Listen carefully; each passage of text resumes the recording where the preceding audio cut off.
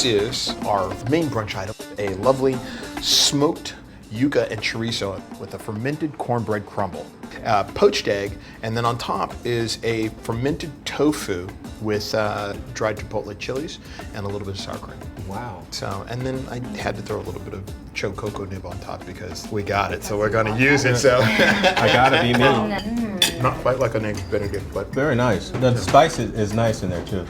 I could eat a vat of this. Not good. And the great thing about it is it'll sit in the refrigerator for like a week, no problem. It's like a funky hash, man. Oh yeah, this is, yeah. Delicious. And it's the perfect spice. I would never know this was tofu. Actually have It's to, gluten-free? we'll call this one responsibility, schmonsibility. As chefs, I think that we all have a tremendous amount of responsibilities to our dining public. We want to utilize the best ingredients, source it from the best producers. You know, where do you stand in the respect of I want to create great food, but not necessarily feeding somebody something that is necessarily best for them. I make ice cream that includes foie gras. I make cookies that include bacon and bacon fat and butter and tons of sugar. Where do you draw the line? I don't really draw a line. I look at variety and options. I feel like my menu should have, you know, I know you can't satisfy everybody, but I think I have options for everybody. You know, I mean, we have vegetarian, you know, options. We have some things that have high calorie in them that I think, you know, that's the way to make it.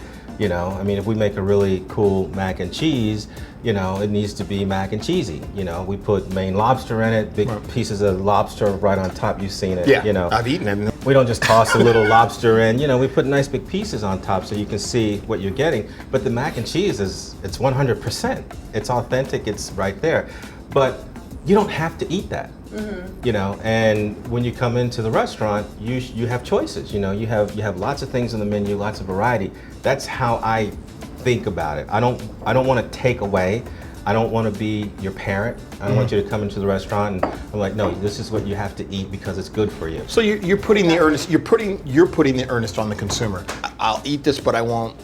I'll do it in moderation. And again, that's that gray area of like how and where do you say, okay, fine, this is okay because they're going to figure it out themselves. And well, we're going to help them. I mean, I guess if they order like 10 lobster mac and cheeses for that one person, I think that, I mean, you might hint to them. Here's the problem, and this is his point. May I suggest? Here's the problem. If someone comes in and orders 10 mac and cheeses with lobster, They're probably having a pretty bad day. I'm gonna Or they wanted it to be even more amazing, I'm gonna be in the kitchen and I'm gonna go, all right, that's 10 lobster mac and cheeses. Let's do it, guys. Make them all great. I mean, that's a way to kill yourself. You're No, killing yourself. you come in and you go, I'm sorry, we only have enough ingredients for 3? No, but Is that I think okay the with you? question is more like a bartender. Now, I'll give you all those mac and cheeses, and I know that it's not good for your artery, but I'll give them to you. You know, so what am I doing? Because if that same person came to the bar and said, you know, give me 20 shots all at the same time, we'd be like, no. Because you know, you can't walk out of here and walk into the middle of the street.